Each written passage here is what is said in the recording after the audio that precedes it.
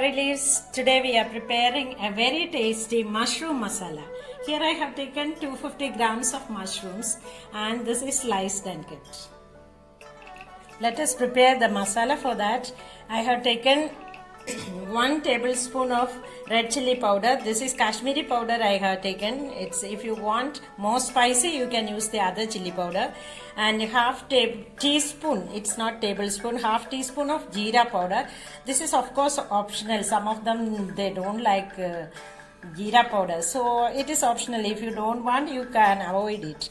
And half teaspoon of coriander powder, malli podi, and a pinch of turmeric, manjal podi, and half teaspoon of garam masala. This is homemade garam masala. So first let us mix all these masalas together.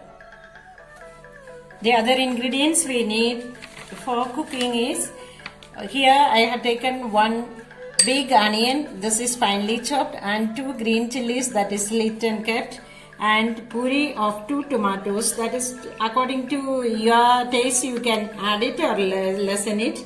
And here the cashew paste, this will give a creamy texture to the gravy. If you don't want you can use even coconut milk. And here 1 tablespoon of ginger garlic paste, and this is 1 tablespoon of kasuri methi. Kasuri methi uluvayade ela podichadana. This is also optional if you don't like the taste, because this gives a North Indian taste. That's why jeera and kasuri methi, those who don't like they can avoid it, because Kerala most of the people don't like it. So you can use, instead of cashew paste, coconut milk also. And now let us prepare and the gravy for that. Here I have heated a pan and added 2 tablespoons of oil. Here I have used vegetable oil, and if you are traditionally cooking you can use coconut oil also. And we'll add the chopped onions and the green chili. We'll saute it for some time. The onion is sauteed well. Now we'll add some salt, and also we'll add the ginger garlic paste. This is 1 tablespoon of ginger garlic paste, and we have to saute it well till the kacha flavor goes. The ginger garlic paste also is fried well. Now we'll add the masalas. This is 1 tablespoon of chili powder, half teaspoon of coriander powder, half teaspoon of jeera powder, and half teaspoon of garam masala powder. This is also to be fried well. In sim we have to put it, otherwise the masala will get burnt.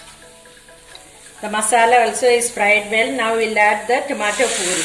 This is the puri of 2 tomatoes, and this also is to be fried well, cooked well. So we will keep it covered for 2 minutes so that the tomato will get cooked well. Now the tomato also is cooked, the oil is coming up. Now we'll add 1 teaspoon of kasuri methi, and after that we will add the mushrooms. Now we will add the sliced mushrooms to this and mix well, and if salt is needed in this position you have to add salt. And we need not put water for this, because water will come out from the mushroom. Then we'll cover it for and keep it for 2 minutes. Afterwards we'll add little water. See, 2 minutes are over. Now some water has come out from the mushrooms, but we need little more.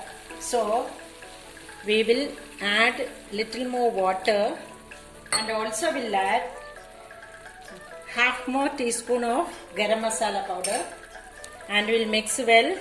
Here you can see the salt also. If you want more salt you can put in this position, and we will keep it for cooking for another 5 minutes, because mushrooms will be cooked very fast. It doesn't need much cooking, maximum 5 minutes enough. So we will keep it covered for cooking. 5 minutes are over. Now our mushroom is cooked well, and the final ingredient we will add, that is the cashew paste. So This is optional. If you don't like cashew, you can add coconut milk. And of course, as it is a North Indian curry, I am adding some more kasuri methi. This is to be crushed with the hand and put. It should be a powder. So this is the last ingredient, and we'll mix well. Once it boils, we can off the stove. Here our tasty and easy mushroom masala is ready.